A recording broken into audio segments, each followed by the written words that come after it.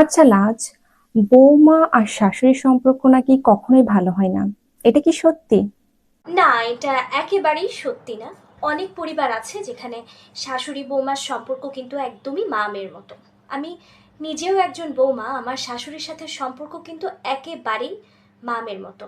আসলে আমাদের মানে মনোভাবটাই এমন হয়ে গিয়েছে যে আমরা শাশুড়ি বৌমা খারাপ সম্পর্কটাকে স্বাভাবিকভাবে ধরি এবং ভালো সম্পর্ককে বিরল ঘটনা হিসেবে ধরি। যে বাবা, কিভাবে সম্ভব, শাশুড়ি বৌমা এত ভালো সম্পর্ক দেখাই যায় না।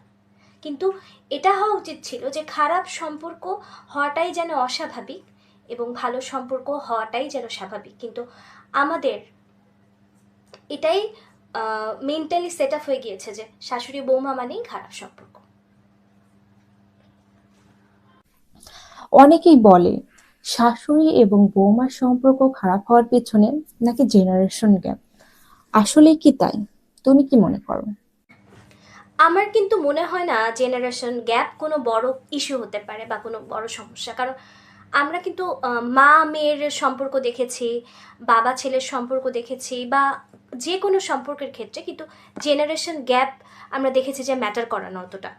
কিন্তু আমরা কি করি ওই শাশুড়ি বৌমার সম্পর্কটার ক্ষেত্রে মানে এটা মাথায় রাখি, জেনারেশন গ্যাপ একটা বড় সমস্যা। কিন্তু আমার মনে হয় না এটা কোনো বড় সমস্যা। তাহলে তো অন্য সম্পর্কের ক্ষেত্রেও এই জেনারেশন গ্যাপটা সমস্যা হিসেবে দাঁড়াতো, অন্য ক্ষেত্রে তো হয় না।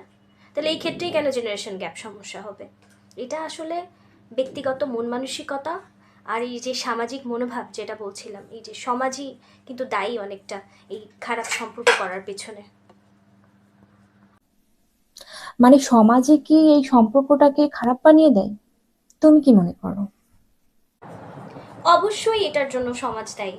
কারণ আমাদের ছোটবেলা থেকে নাটক, সিনেমা, মুভি, ইভেন পরিবার থেকেও এটাই আমরা দেখে আসছি, শুনে আসছি, এটাই আমাদের বোঝানো হয় যে শাশুড়ি বৌমার সম্পর্ক মানেই খারাপ।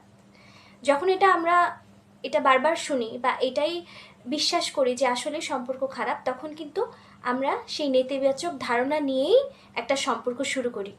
তখন খারাপ কিছু মানে হলেই সেটাকে অনেক বড় কিছু মনে হয় যে আসলেই তো খারাপ। এই মনোবিজ্ঞানে একটা টার্ম আছে যেটার নাম সেলফ ফুলফিলিং প্রফেসি।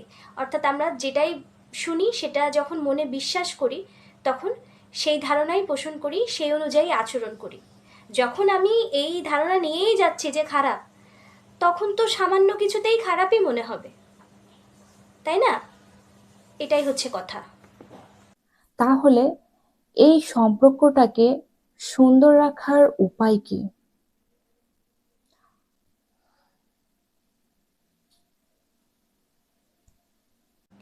সম্পর্ক সুন্দর করতে হলে দুজনকেই প্রথমে ইতিবাচক মনোভাব নিয়ে সম্পর্কটা শুরু করতে হবে।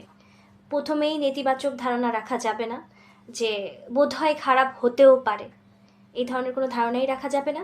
ইতিবাচক মন মানসিকতা নিয়ে শুরু করতে হবে। তারপরে তো বাকিটা তাদের ব্যক্তিগত মানসিকতার উপরে ডিপেন্ড করবে।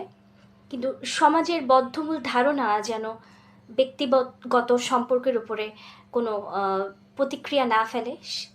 এভাবে আস্তে আস্তে যদি সবাই ব্যক্তিগতভাবে শুরু করে ইতিবাচক ধারণা নিয়ে, আমার মনে হয় এই শাশুড়ি বৌমার ঝগড়া বা খারাপ সম্পর্কের কনসেপ্টটা আস্তে আস্তে দূর হয়ে যাবে। আর হচ্ছে মনের মধ্যে কষ্ট পুষে না রেখে খোলাখুলি বলা যে আমি কষ্ট পেয়েছি, এই জিনিসটা অনেক কিছু সমাধান করে দেয়।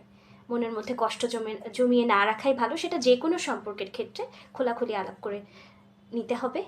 দুজনকেই দুজনার সম্মান করতে হবে, ভালোবাসতে হবে, তাহলেই মনে হয় সম্পর্কটা সুন্দর হবে। সমাজ আসলে আমাদের ভুল গল্প শোনায়। শাশুড়ি বৌমার সম্পর্ক আসলে খারাপ নয়।